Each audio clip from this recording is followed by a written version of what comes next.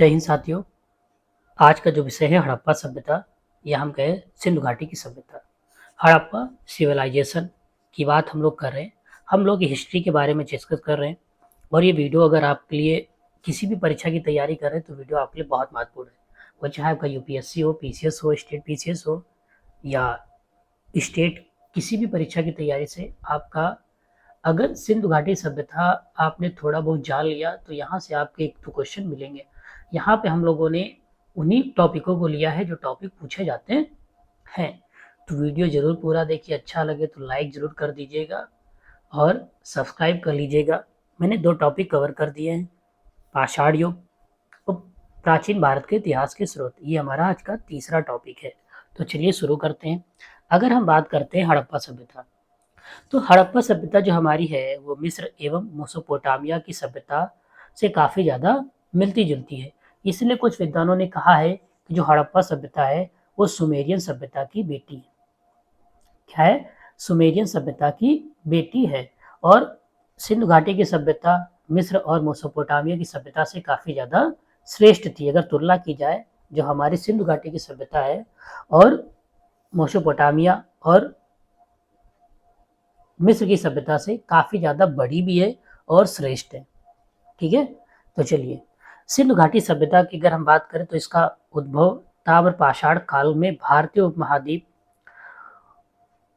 के पश्चिमोत्तर क्षेत्र में हुआ था। किस क्षेत्र में हुआ था? पश्चिमोत्तर क्षेत्र में हुआ था। अगर जो आज के टाइम की बात करें, भारत, पाकिस्तान तथा अफगानिस्तान के कुछ क्षेत्रों में अव्यवस्थित है, पूरी तरीके से इस व्यवस्थित नहीं, अव्यवस्थित है।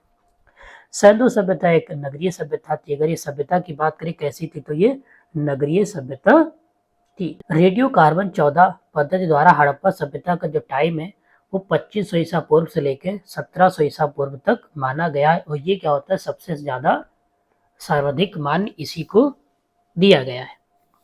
अगर हम बात करें हड़प्पा सभ्यता का भौगोलिक विस्तार की बात करें तो इसका विस्तार कहाँ से कहाँ तक है, तो उत्तर में कश्मीर जिसे हम कह सकते हैं मांडा से लेकर दक्षिण में नर्मदा घाटी तथा पश्चिमोत्तर में का गोंडोर से लेकर पूरब में आलमगिरीपुर जो मेरठ में पड़ता है वहां तक हड़प्पा सभ्यता का विस्तार हमें देखने को मिलता है।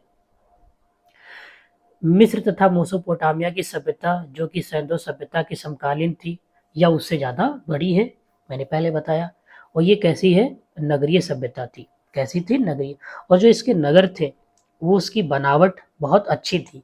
जीविका प्रधान थे यहाँ के लोग, उद्योग धंधे थे, व्यापार वाणिज्य पर निर्भर करती थी। ये सभ्यता एक तरीके से वाणिज्य, उद्योग धंधों, ठीक है, जीविका प्रधान पर ये क्या करती थी? निर्भर रहती थी। अगर हम बात करें थोड़ा और इसके जो प्रमुख नगर थे, अगर हम इसके कुछ नगरों की बात करें, किसकी? इसके कुछ नगरों की बात करें तो यहाँ पर जो पहला पॉइंट आता है मोहनजोदड़ो की बात करें तो यहाँ पर इसको हम लोग मोहनजोदड़ो, जिसका सिंधी भाषा में अर्थ है मृतकों का टीला। याद रखना, मृतकों का टीला की बात करें तो मोहनजोदड़ो को ही कहा जाता है। यहाँ से हमें क्या मिला है? स्नानागार, अनागार के अवशेष, पुरोहितों की मूर्ति, नर्तक की मूर्ति इत्यादि चीजें हमको मोहनजोदड़ो से मिली है। यहाँ के जो स्नानागार होते थे वो बहुत बड़े होते थे। ठीक है, अगर हम बात करें अनागार की तो यहाँ पर बहुत बड़े कमरे बनाए होते जाने जाते थे, जहाँ पर हम एक तरीके से कह सकते हैं अन्न को रखने के लिए। मोहनजोदड़ो को सिंधु का बाग एवं इसके दुर्ग टीले को स्तूप टीला भी कहा जाता है। याद रखना, ये चीज बहुत ज्यादा इंपॉर्टेंट आपके परीक्षा की दृष्टि से है। अच्छा, पहला स्थान कौन सा था? तो पहला स्थान क्या था? हड़प्पा। हड़प्पा पहला स्थान था जहां से सैंधव सभ्यता के संबंध में प्रथम जानकारी हमें देखने को मिलती है। और ये है कहाँ? ये पाकिस्तान में पश्चिम पंजाब प्रांत के साहिवाल जिले में रावी नदी के तट पर स्थित है। याद रखना, जो हड़प्पा सभ्यता है, हड़प्पा नगर है, वो पाकिस्तान में है, पश्चिम पंजाब प्रांत के साहिवाल जिले में रावी नदी के तट पर स्थित है। कहाँ पे? रावी नदी के तट पर स्थित है। 1921 में दयाराम साहनी ने इसका उत्खनन कराया था। ठीक है, उत्खनन किसने कराया था? 1921 में दयाराम साहनी ने। और यह जो स्थल है ये 5 किलोमीटर परिधि में बसा हुआ। परिधि का मतलब होता है एक तरीके जैसे ये मिड पॉइंट हो गया और यहाँ से इसके चारों ओर यानी इधर भी, ठीक है, इधर भी ये पूरा, ठीक है, यहाँ से लेके यहाँ तक 5 किलोमीटर, यहाँ से लेके यहाँ तक 5 किलोमीटर, ठीक है, पूरा 5 किलोमीटर में बसा हुआ है पूरा। यहाँ से हमें क्या मिला है? जौ के दाने मिले, जले हुए गेहूं मिले, भूसी हमको पाई गई। कहाँ से? हड़प्पा सभ्यता से चीजें हमको मिली हुई है। ठोस पहिए छतरी से युक्त तांबे की बनी इक्का गाड़ी के हमको यहाँ से प्राप्त हुई है। यहाँ से गेहूं, जौ, बाजरा, मटर, तिल के साच भी हमें मिले हैं। एक मोहर पर पैर से सर्प दबाए गए गरुड़ चित्र भी यहाँ से अंकित हुआ मिला है।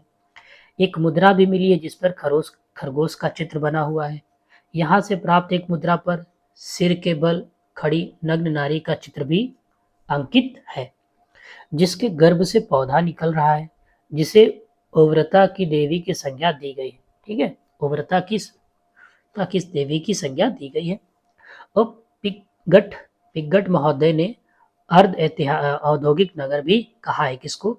हड़प्पा को। याद रखना ये इसलिए माउंटेड हो जाता है कि अर्ध औद्योगिक नगर किसे कहा जाता है? तो हड़प्पा को कहा जाता है। किसको? हड़प्पा को। 4 ऑप्शन देगा और आपको पहचानना होगा इसमें से कौन सा राइट है। जो यहाँ के निवासी होते थे इनका मेन काम था व्यापार करना, तकनीकी उत्पादन था, धर्म कार्यों में भी ये एक तरीके से एकजुट होते थे। धौलावीरा की बात करें, यह वर्तमान गुजरात के कच्छ जिले में स्थित है। ठीक है, जिसे सिंधु सभ्यता के अंतर्गत आता है। एक नगर था, हड़प्पी नगर था। आयताकार रूप से निर्मित यह नगर 3 भागों में बटा था। किला, मध्य नगर और निचला नगर में ये बटा हुआ था। यहाँ से क्या क्या मिला है? तो घोड़े के अवशेष मिले हैं, पशु की छोटी कांस्य आकृति महत्वपूर्ण है जो इस पर एक तरीके से यहाँ से मिली है। अगर हम चैनूदोड़ की बात करें तो यह नगर मोहनजोदड़ो से 130 किलोमीटर दक्षिण में स्थित है। यानी कि हम बात करें तो ये मोहनजोदड़ो से 130 किलोमीटर दक्षिण में स्थित है। किधर है? दक्षिण में स्थित है। अगर हम इसकी खोज की बात करें तो इसकी खोज 1934 ईस्वी में ANG मजबूदार ने की थी और 1935 में मैके द्वारा यहाँ खुदाई कराया गया था। ठीक, खोज इन्होंने की थी, ठीक है, और मैके द्वारा क्या खुदाई की गई थी। यह एकमात्र ऐसा सैद्धांतिक स्थल है जो दुर्गृत नहीं हुआ, मतलब एक तरीके से नष्ट नहीं हुआ था। ठीक है, लोथल की बात करें तो लोथल यह नगर गुजरात में खंबत की खाड़ी में भोगवा नदी के किनारे स्थित है। ठीक है, ये कहाँ है? गुजरात में। कहाँ पर है? गुजरात में ये स्थित है। कालीबंगा की बात करें, कालीबंगा का शाब्दिक अर्थ होता है काले रंग की चूड़ियाँ। याद रखना, कभी कभी पूछे था काले रंग की चूड़ियाँ का मतलब किस चीज से है? तो कालीबंगा से। यह जो सैंदो नगर है राजस्थान के हनुमानगढ़, ठीक है, जिले में घाघरा नदी के तट पर स्थित है। याद रखना, इसमें से कहेगा कौन सा जो नगर है वो घाघरा नदी के तट पर स्थित है? तो कालीबंगा। क्या है? कालीबंगा क्या है? स्थित है। यहाँ के जो भवन थे वो कच्ची ईंटों द्वारा बनाए गए थे। याद रखना, कच्ची ईंटों के द्वारा जो मकान थे वहां के बनाए जाते थे। यहाँ से अलंकृत ईंटों के साक्ष्य भी हमको मिले हैं। ठीक है, यहाँ से जुते हुए खेत, सेलगाड़ी, मिट्टी की मोहरें आदि हमको यहाँ से मिलती हैं। और अग्नि वेदिका मिली, मतलब अग्नि कुंड हमको यहाँ से ही मिले हैं। अगर हम बात करें सुतका गेंडोर की बात करें, यह सभ्यता का एक सुंदर पश्चिम स्थल पाकिस्तान के बलूचिस्तान प्रांत में स्थित है। तो ये जो सुंदर है ये सुंदर भी है, पश्चिम स्थल पाकिस्तान के बलूचिस्तान में स्थित है। यह सभ्यता का पश्चिम में स्थित या आखिरी बिंदु है। याद रखना, सभ्यता का अगर पश्चिम में स्थित आखिरी बिंदु की बात करें तो कौन है? यही इसको हम लोग नाम से जानते थे। ठीक है, यहाँ से किले का भी साक्ष्य मिला जिसके चारों ओर रक्षा प्राचीर निर्मित थी। एक तरीके से इसके चारों ओर क्या होता है, इस तरीके से किला बना दिया जाता था कि कोई भी आदमी इस किले को लांग कर डायरेक्ट, मतलब अगर आना होगा तो गेट से आए, अगर कूदना होगा तो ऊंची ऊंची दीवारें बनी होती थी।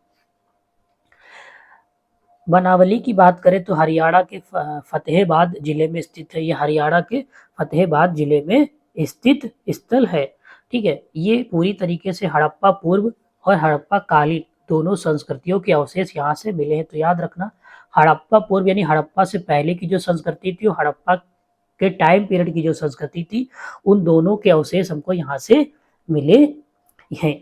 यहाँ पर हल की आकृति भी मिली है, मनके भी मिले हैं, अच्छी किस्म के जौ भी मिले हैं, नालियाँ भी हमको यहाँ से देखने को मिली हैं, सड़क भी बहुत किस तरीके से विभाजित थी उसका भी समावेश हमको यहाँ से देखने को मिला है।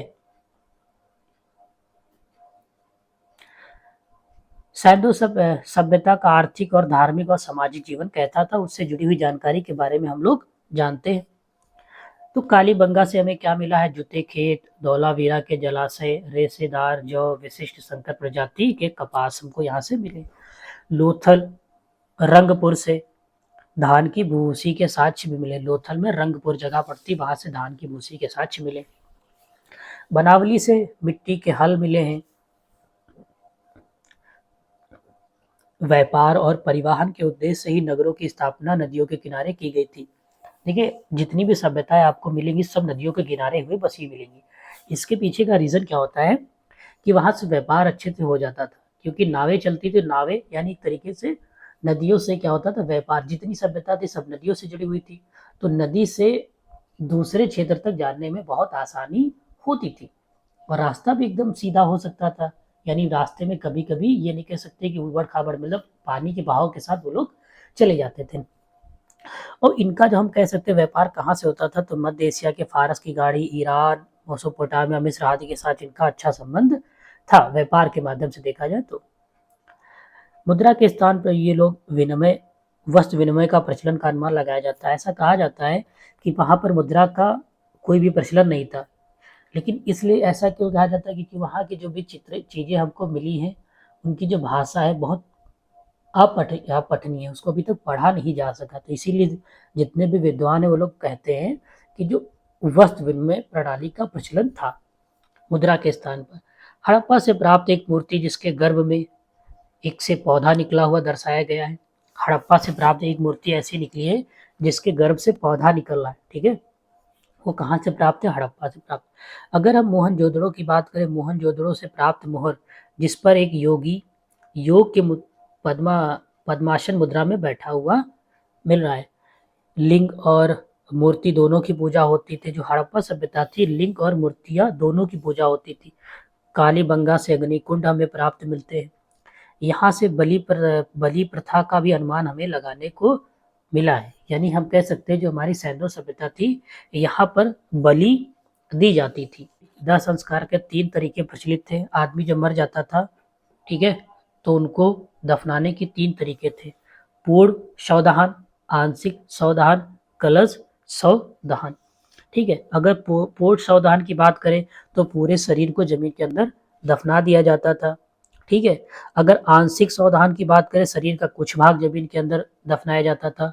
अगर कलश शवदहन की बात करें तो यह शव को जलाकर राख की कलश में रखकर दफनाया जाता था। अभी भी आजकल आप देखते हो कि लोगों को जला देते, तो जलाने के बाद जो उसकी राख होती थी, उस राख को वो लोग दफना देते थे। ठीक है, कभी कभी पूरा दफना देते। तो 3 तरीके के हमको यहाँ पर चीजें देखने को हमें मिली हैं। तो याद रखना ये चीजें महत्वपूर्ण है। हड़प्पा वासी फैशन के प्रति जागरूक थे, यानी उनका जो फैशन था वो करते थे। आभूषण जो थे पुरुष भी पहनते थे और महिलाएं दोनों भी पहनते थे। महिलाएं और पुरुष दोनों ही बाल बड़े रखते थे। बाल क्या होते थे? बड़े रखते थे। रीजन क्या होता है? हो सकता कौन रोज रोज काटे, ठीक है, इस वजह से। महिलाएं थी सिंदूर लिपस्टिक का भी प्रयोग करती थी। जो महिलाएं थी वो सिंदूर और लिपस्टिक दोनों का भी प्रयोग वो करती थी। सैंडोवासी शाकाहारी तथा मांसाहारी दोनों प्रकार के भोजन का सेवन वो लोग करते थे। ठीक है, नॉनवेज भी खाते थे और वेज भी वो लोग खाते थे। सैंडोवासी मनोरंजन तथा नृत्य से भी परिचित थे। यानी वो लोग आज के टाइम में जो इंस्टाग्राम पे नाच होता है उसके बारे में भी वो लोग जानते थे। यानी उस तरीके का मनोरंजन और नृत्य से वो परिचित थे। कच्छ की खाड़ी में स्थित एक गांव कूरन गुजरात से 2 विस्तृत स्टेडियम मिले हैं। तो याद रखना, कच्छ की खाड़ी में स्थित है, ठीक है, वहां से 2 हमें क्या मिले हैं? स्टेडियम मिले हैं। क्या मिले हैं? स्टेडियम हमें मिले हैं। मोहनजोदड़ो से प्राप्त नर्तक की मूर्ति, ये जो मूर्ति दिख रही है यही है मोहनजोदड़ो से हमको मिली है। सैंदोवासी लोहे से परिचित नहीं थे, लेकिन तांबा और टिन को मिलाकर कांसा बनाना जानते थे। लोहे से वो लोग परिचित नहीं थे, लेकिन तांबा और टिन को मिलाकर वो कांसा बना लेते थे। अब का बात करते हैं हड़प्पा सभ्यता का पतन कैसे हुआ। जो ठीक है, यह सभ्यता लगभग 2500 ईसा पूर्व से लेके 1500 ईसा पूर्व तक फली फूली, कहीं कहीं 1750 मिलता है, लेकिन धीरे धीरे इसका पतन हो गया। इतिहासकार और पुरातात्विक ने इसके पतन के कई कारण बताए हैं। ठीक है, कई कारण बताए हैं, तो इसके बारे में मतभेद मत होना कि यार 2500 से लिए तो 1750 भी कर सकते हो। ठीक है, 1750 बोला ना, सबका अपना अपना मत है। तो बाह्य एवं आर्यों का आक्रमण, ठीक है, तो कौन कहते हैं ये, गार्डन चाइल्ड और वी हिलर ने ऐसा कहा है। परिस्थितियों के अनुकूल असंतुलन की बात करें तो फेयर सर्विस ने ऐसा कहा है। नदियों के मार्ग में परिवर्तन आ जाना इसका प्रमुख प्रधान कारण था। किसने कहा है, MS वात्स। बाढ़ मैके एयर राव ने कहा है।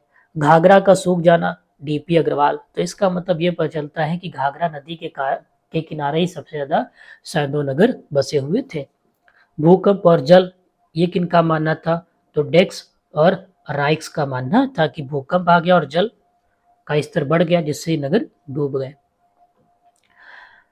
सैदो सभ्य स्थलों से प्राप्त वस्तुएं एवं अवशेष, तो कहाँ से कौन कौन सी चीजें हमें देखने को मिली है। आइए, ये जो टॉपिक है बहुत ज्यादा इम्पोर्टेंट है। ये क्या है, बहुत ज्यादा इम्पोर्टेंट है। तो मोहनजोदड़ो से की बात करें तो वहां से क्या मिला है, बहुत बड़ा स्नानागार मिला है, अन्नागार मिला है, मृत देवी की मूर्ति मिली है, कांसे की नृत्य की मूर्ति मिली है, राज मुद्रक मिला है, 3 मुख वाले पुरुष की ध्यान मुद्रा वाली मोहर भी मिली है, कुम्भकारों के 6 भट्ठे भी मिले हैं। मतलब जहाँ से जो कुम्हार होते थे एक तरीके से बर्तन बनाते थे, ठीक है, मिट्टी के, उनको हम कह सकते हैं 6 भट्ठे मिले। कितने, 6 भट्ठे मिले। अच्छा, हड़प्पा की बात करें तो ताबूतों के सौदान के साक्ष्य भी मिले हैं। कब्रिस्तान R37, शंख का बना बैल, पीतल की इक्का गाड़ी, मजदूरों के आवास, कागज का साक्ष्य। देखो इम्पॉर्टेंट रखना है, कागज का साक्ष्य भी हड़प्पा से मिला है। बर्तन पर बना मछुआरे का चित्र।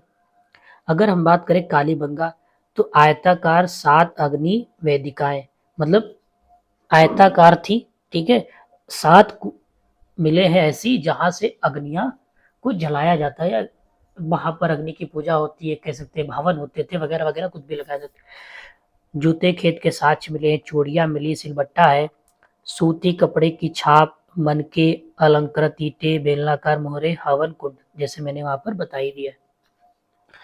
लोथल की बात करें तो गोदीवाड़ा, खिलौना नाव, मिट्टी के बर्तन पर चालाक लोमड़ी का चित्रण। धान की भूसी इंपॉर्टेंट है यहाँ पर, कि धान की भूसी अगर हम बात करें कहाँ से मिली है तो ये लोथल से मिली है। कहाँ से, लोथल से मिली है। मनका की बात करें तो उद्योगों के साक्ष्य भी मिले। हड़प्पई संदर्भ में हाथी का दांत, पैमाना, फारस की मोहर, याद रखना है कहाँ से मिली है, ये आपको लोथल से मिली है। चोनो दौड़ की बात करें, वक्राकार रीटे, कंघा, रजन स्लाक, लिपस्टिक जिसे हम कहते हैं, 4 पहियों वाली गाड़ी, याद रखना 4 पहियों वाली गाड़ी हमको कहाँ से मिली है, यही से मिली। ईंट पर बिल्ली का पीछा करते हुए कुत्ते के निशान, अलंकृत हाथी इत्यादि हमको यहाँ से मिली है। अगर हम बनावली की बात करें, खिलौने वाले हल, तो खिलौने वाले हल हमें कहाँ से मिले, बनावली से मिले, जो तांबे के बाढ़ ग्रह, तिल एवं सरसों का ढेर और मन के। सरसों का ढेर, तो इसका मतलब वहां पर सरसों उगाई जाती होगी, कहाँ पर, बनावली में। अब यहाँ पर महत्वपूर्ण बिंदु, कुछ ऐसे इंपॉर्टेंट पॉइंट है जो रह गए थे, उनको हम कवर कर लेते हैं।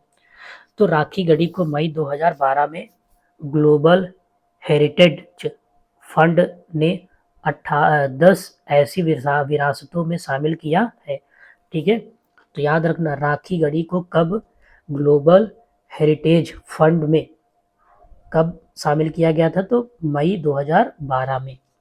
ठीक है, 10 ऐसी विरासतें और भी इसमें शामिल हैं। हड़प्पीय स्थल की बात करें तो मांडा जम्मू कश्मीर में, दाइमाबाद महाराष्ट्र में तथा राखीगढ़ी हरियाणा में पड़ता है। याद रखना, मांडा कहाँ पड़ता है? जम्मू कश्मीर में। दाइमाबाद कहाँ पड़ता है? महाराष्ट्र में पड़ता है। और राखीगढ़ी हरियाणा में पड़ता है। अगर हम बात करें इसके अतिरिक्त हड़प्पा कालीन स्थल दाधेरी वर्तमान में पंजाब प्रांत के फतेहगढ़ साहिब जिले में स्थित है। सिंध सभ्यता का लोथल नगर भोगवा नदी वर्तमान साबरमती नदी के किनारे बसा है। ठीक है, लोथल नगर, अगर हम भोगवा नदी की बात करें जो आज के वर्तमान में साबर नदी के किनारे बसा था। नौसारों की बात करें तो नौसारों से स्त्री के मांग में सिंदूर भरी एक मूर्ति पाई गई। याद रखना, ये इंपॉर्टेंट पॉइंट है। कहाँ से स्त्री के मांग में सिंदूर भरी हुई एक मूर्ति पाई गई? तो नौसारों से। आटा पीसने की पत्थर की चक्की के 2 कपाट हमको लोथल से देखने को मिले हैं। हड़प्पा सभ्यता में मोहरे बनाने के लिए सबसे ज्यादा किसका प्रयोग किया जाता था? तो सेलगढ़ी पत्थर था। ठीक है, सेलगढ़ी पत्थर का इस्तेमाल हम लोग करते थे। कालीबंगा से एक युग समाधि का साक्ष्य भी हमें देखने को मिला है। जो कालीबंगा से युग समाधि का साक्ष्य हमें देखने को मिला है। भारत में हड़प्पा सभ्यता का सबसे बड़ा स्थल हरियाणा के हिसर जिले में स्थित राखीगढ़ी है। तो याद रखना, राखीगढ़ी क्या है? हड़प्पा सभ्यता का सबसे बड़ा जिला है। हड़प्पा सभ्यता के समस्त नगर ग्रिड प्लानिंग के तहत बसाए गए थे। कैसे? जैसे ये तुमको दिख रहा है, ग्रिड प्लानिंग के तहत बसाए गए थे, यानी कि आयताकार खंडों में विभाजित नगर थे। कैसे थे? आयताकार खंडों में विभाजित नगर थे। कभी टेढ़े मेढ़े नहीं थे कि ऐसे बसे हो, आयताकार थे एकदम। जहां सड़कें एक दूसरे को समकोण पे काटती थी, यहाँ की सड़कें क्या थी? एक दूसरे को समकोण पे काटती थी। ऐसे ये सड़क गई, फिर ऐसे ऐसे काट देती थी। ठीक है, ऐसे। हड़प्पा सभ्यता के नगरीय क्षेत्र 2 हिस्सों में बटा था। दुर्गगढ़ी क्षेत्र, पश्चिमी टीला एक तरीके से, या पूर्वी टीला हम लोग कहते हैं। हड़प्पा सभ्यता के नगरों में सभी प्रकार के भवन मिले हैं, परंतु मंदिर के साक्ष्य हमें कहीं पर भी स्पष्ट रूप से देखने को नहीं मिला है। तो इससे ये पता चलता है कि हड़प्पा की सभ्यता पूजा पाठ नहीं करते होंगे या मंदिर बनाकर पूजा पाठ नहीं करते होंगे।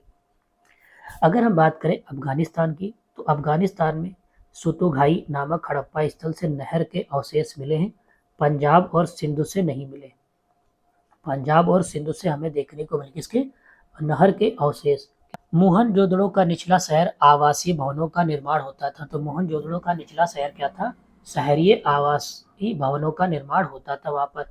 मोहनजोदड़ो से कुओं की संख्या 700 मिली है, यानी हमें कह सकते हैं लगभग 700 कुएं कहाँ से मिले हैं? मोहनजोदड़ो से मिले। हो सकता है इनका काम सिंचाई के लिए किया जाता हो, पानी के पीने के लिए, स्टोर करने के लिए किया जाता हो। 1980 के दशक के मध्य में हड़प्पा के कब्र में एक पुरुष की खोपड़ी मिली है जिसमें 3 छल्ले। कितने हैं? 3 छल्ले। ठीक है, 1980 के दशक की बात कर रहे। ठीक है, संभवतः तांबा आदि प्रादीप्त के दक्षिण पूर्व छोर पर स्थित ओमान से लाया जाता था। तो याद रखना, हम कह सकते हैं जो तांबा का जो आयात होता था, लाया जाता था, वो दक्षिण पूरब पर स्थित एक ओमान से लाया जाता था, या हम लोग वहां से मंगाते थे। तो आज के लिए बस इतना ही। वीडियो अच्छा लगा तो सब्सक्राइब कर लो। धन्यवाद। जय हिंद, जय भारत।